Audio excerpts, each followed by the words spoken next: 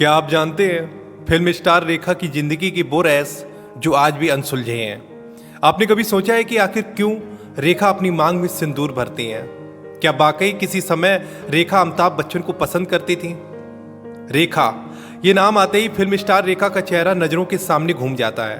तो चलिए शुरुआत रेखा की जिंदगी के उन रहस्यों से करते हैं जो आज तक नहीं सुलझ पाए। सबसे पहले रेखा की मांग में सिंदूर लगाने को लेकर कई सवाल खड़े होते हैं, लेकिन इसके पीछे की वजह आपको नहीं मालूम है। तो चलिए हम आपको बताते हैं। रेखा को ऑन स्क्रीन सिंदूर लगाए तो आपने कई बार देखा होगा, मगर रेखा ऑफ स्क्रीन भी मांग में सिंदूर लगाए नजर आती हैं।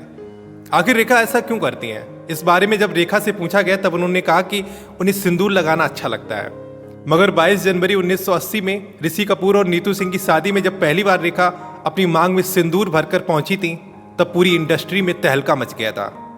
उस समय रेखा और महानायक अमिताभ बच्चन के बीच चल रहे अफेयर की चर्चा जोरों पर थी। उस समय सभी को यही लगा था कि रेखा अपनी मांग में अमिताभ के नाम का सिंदूर भरकर आई हैं। लेकिन जब रेखा से अमिताभ बच्चन को लेकर ये सवाल पूछे गए तो रेखा ने कहा कि पूरी दुनिया अमिताभ जी की फैन है, अगर उनकी फैन मैं भी हो जाऊं तो इसमें कौन सी बड़ी बात है। अब दूसरा सवाल खड़ा होता है रेखा की विनोद मेहरा से शादी को लेकर।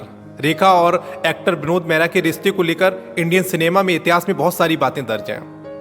कभी विनोद मेहरा को रेखा का पहला प्यार बताया गया तो कभी पहला पति। फिलहाल यासीर उस्मान की किताब में लिखा है कि रेखा ने विनोद मेहरा से शादी की थी।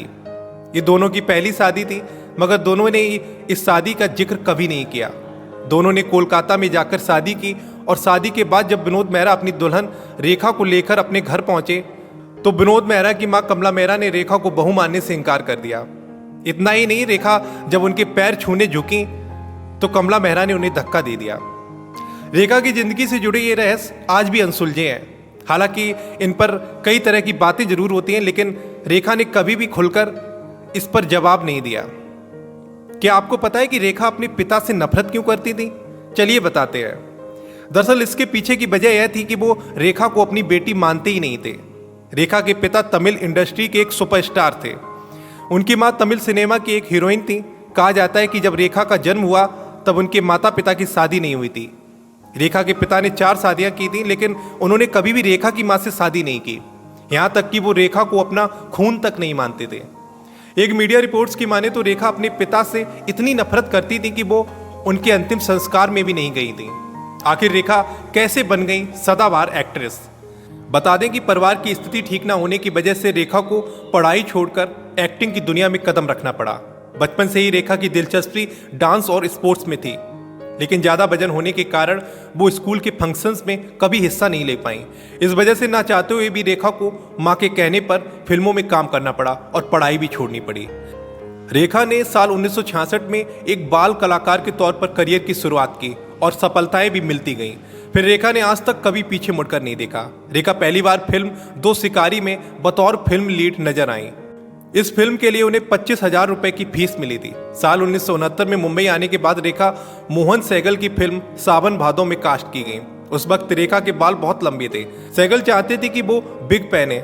सिर पर बिग सही से फिट ना होने के कारण रेखा के हेयर ड्रेसर को उनके सिर के लगभग सारे बाल काटने पड़े और इसके बाद बॉलीवुड एक्ट्रेस रेखा सफलता की सीढ़ियां चढ़ती गईं। फिर कभी भी उन्होंने अपने जीवन में मुड़कर नहीं देखा।